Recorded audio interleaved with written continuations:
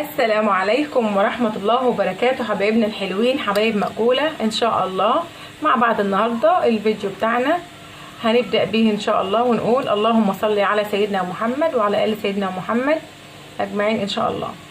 ان شاء الله الفيديو بتاعنا النهاردة ان شاء الله هنعمل فيه حاجة جديدة خالص، اول مرة نعملها مع بعض. هنعمل فيه السرسوبة، هي بتسمى السرسوبة او ليبة او مسمار او اللهم صل او خنشوره، هي لها كام اسم صراحه يعني. دوت كده لبن بتبقى يعني الله يهديك يعني البهيمه او الجاموسه البقره اي حاجه من دي، اما بتولد بتقوم تجيب اللبن ده، يعني بعد ما بتولد على طول بتجيب اللبن اللي هو اللي بيبقى مصفر شويه دوت، تقريبا ده لبن بقري مش جاموسي. فطبعا لازم يبقى معاه لبن ايه بقري، عشان ده بيتخفف، ده ما يبقاش جامده قوي. خلاص يا بنات، طبعا انا كده طلعت الحاجه من الكياس كده، هبدا بقى اغسل الاكياس دي من بره، هغسلها الاول وبعدين ايه بعد ما اشطفها هنحطها في الصينيه. حبايب قلبي كده نفتح كده الاكياس، معانا الصينيه بتاعتنا، نقول بسم الله الرحمن الرحيم. هنكب فيها كده اللبن،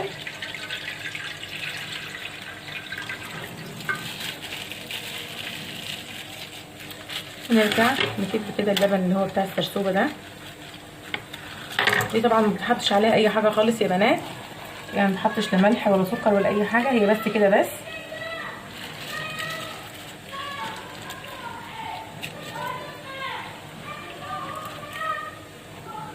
بالطريقه دي كده نجيب معلقه ونقلبه، بسم الله الرحمن الرحيم.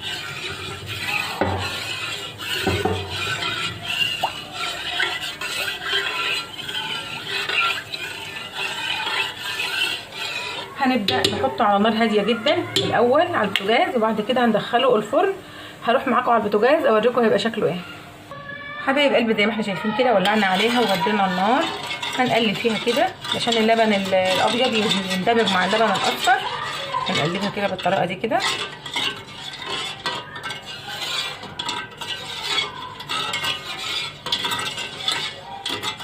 عمايلها سهله خالص يا بنات.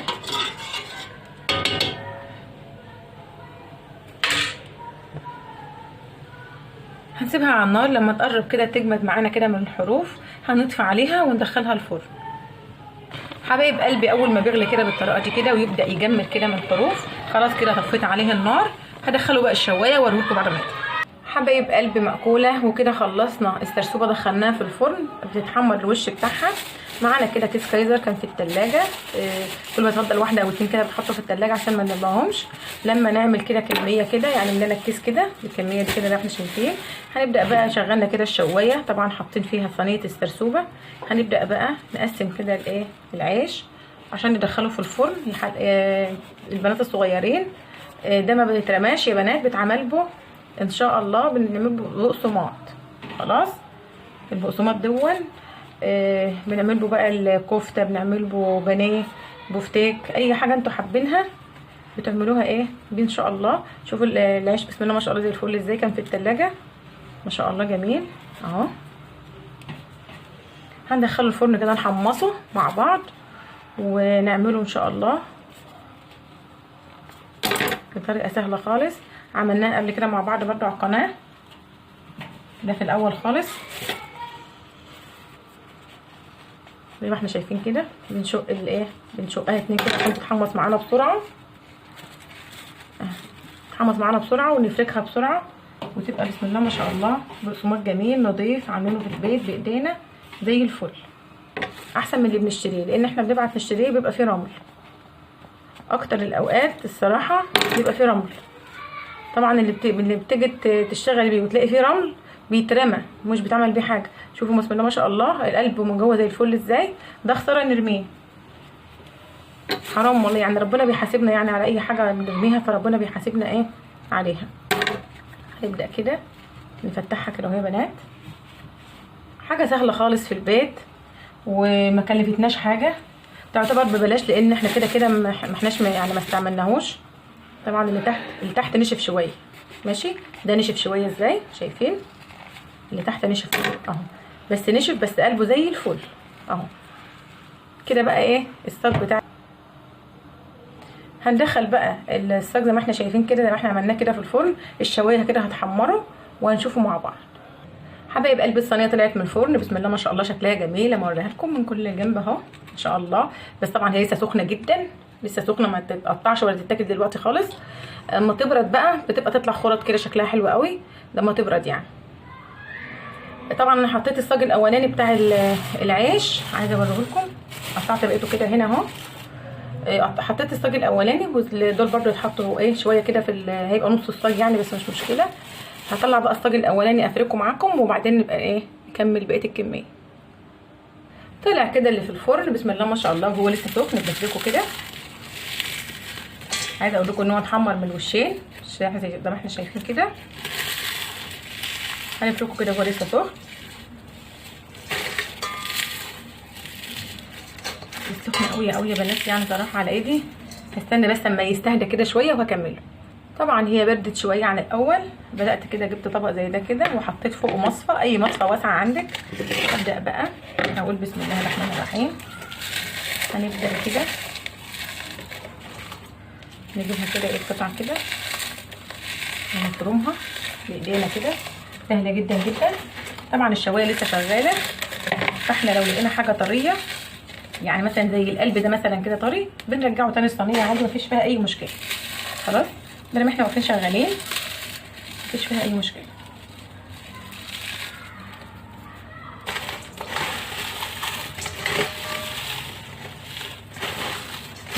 هنخلص كده الكميه دي كلها كده على بعضها، علشان القلب الطري ده كله نرجعه تاني فين في الصينيه اللي ايه اللي في الفرن في الصاج.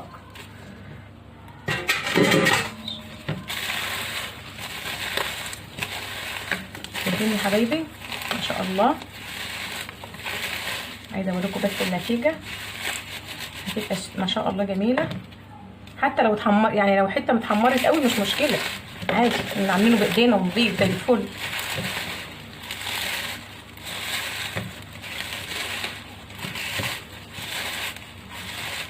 وهناخد بقى الباقي هندخله الصاج تاني يتحمص معانا ونرجع مع بعض ان شاء الله نشوفه.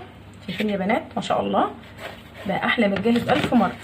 خلاص عايزه تغمقي البقسماط ممكن تغمقي التلوين بتاعه، طبعا انا بحبه غامق فعشان كده بغمق التلوين. لو عايزاه فاتح بتخليه فاتح شويه. حبايب قلبي عايزه اوريكم الكميه اللي انا عملتها، ولسه معانا برده شويه عايزين يتحمروا زي ما احنا شايفين كده. شايفين يا بنات ده القلب بتاع الكايزر اهو ابيض، هنحطه يتحمر تاني. هنطلع بس كده كل اللي فيه بالمصفى الخشنه دي، عشان انا مش بحبه ناعم فبعمل في مصفى خشنه. خلاص هنرده تاني كده على الصاج. شايفين الكميه اللي طلعت معانا بسم الله ما شاء الله.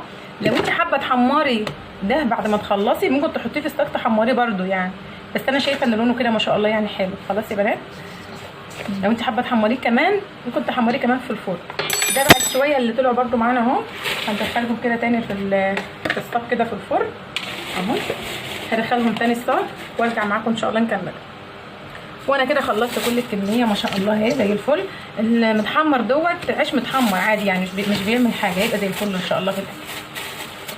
ما بيأثرش يعني في تحمير البانيه او البوفتيك او الحاجات دي. المتحمر ده ما بيعملش فيه حاجه. خلاص يا بنات عملنا مع بعض ان شاء الله النهارده روتين مسائي جميل. الحاجه المسائيه دي بتبقى رايقه قوي قوي عن بتاعه الظهر بتاعه الغداء. انا بحب الروتين المسائي عن اللي بنعمله بالنهار. هعبيه كده في كيسين زي ما احنا شايفين كده عشان يتحط في باب الثلاجه. طبعا الكايزر دون واحده صاحبتي بعتهولي عندها عيال صغيره، يعني انا مش بجيب كايزر لان ما عنديش عيال صغيره يعني بروح المدارس كل يوم يعني، فصاحبتي بعتهولي اعمله كده. كانت هترميه فقلت لها لا هو بيتعمل كذا كذا، قالت لي طيب خلاص خدي اعمليه انت بقى لان انا ايه مش فاضيه. خلاص يا بنات ادعوا لها ان شاء الله ربنا يشفيها، صاحبتي دي ادعوا لها ربنا يشفيها يا رب. عبيته كده في كفين ان شاء الله اهو، هنخليهم زي بعض زي ما احنا شايفين كده. مشكله واحد ايه زياده عن واحد مش مشكله زي ما احنا شايفين كده. شايفين يا بنات عملنا ما شاء الله كميه حلوه. ما غلقناش 10 دقايق في الشغل هو ضد اهو لان فاتحه المروحه عشان تبرده معايا بسرعه. هحط كده في الاكياس زي ما احنا شايفين كده. طبعا فيها واحد وانا واحد لازم تدوق في الكزر بتاعها. شايفين يا بنات ما شاء الله اهو. انا كنت الفيديو اللي انا كنت عامله معاكم الكايزر صراحه من يوم ما عملته ما اشتريتش. انا كنت شاريه من الفرن، يعني انا كنت شاريه الكايزر يومها من الفرن، ما كانش جاي في الثلاجه يعني ولا حاجه. شايفين يا بنات بتاع الطماط لونه جميل ازاي وشكله حلو ازاي. عايزه تغمقيه شويه ممكن تحمريه. عملنا النهارده ان شاء الله كده في الروتين المسائي بتاعنا الجميل ده، عملنا مع بعض السرسوبه او الخمشوره او زي ما انتوا يعني اي حد مش عارفه، كل بلد بيقولوا عليها اسم تاني، يعني كل بلد لها اسم لوحده. زي ما احنا شايفين كده ما شاء الله. كيسين اهو كده معانا كده الصينيه، بس طبعا لسه سخنه ما لحقتش تبرد، دي لسه سخنه والله ما لحقتش تبرد خالص. عايزه ايه، كنت عايزه اعملها معاكم، اقطعها لكم كرات. حبايب قلبي قطعت لكم منها حته كده بالشكل ده، بسم الله ما شاء الله شكلها جميل جدا اهي. ده كده طبق الخمشوره بتاعنا، ودي الصينيه اهي. سبتها ما بردت وبعدين قطعتها لكم، وان شاء الله تجربوا طريقه مأكول ان شاء الله في الخمشوره وتعجبكم، وتجربوا برده طريقه البقسماط البيتي ما شاء الله جميل جدا جدا، وان شاء الله يعجبكم وتعملوه كلكم وجربوه. وان شاء الله اللي ما حطش لايك يحط اللايك، اهم حاجه يا بنات اللايك اللايك اللايك اللايك. طبعا في بنات كتير بتعلق وما بتحطش لايك، في بنات بتخش تعمل مشاهده وبرده ما تحطش اللايك. خلاص يا بنات ان شاء الله اللي ما عملش الاشتراك للقناه يعمل الاشتراك وفعل الجرس عشان يوصل له ان شاء الله كل جديد من مأكولة. واقول لكم السلام عليكم ورحمه الله وبركاته.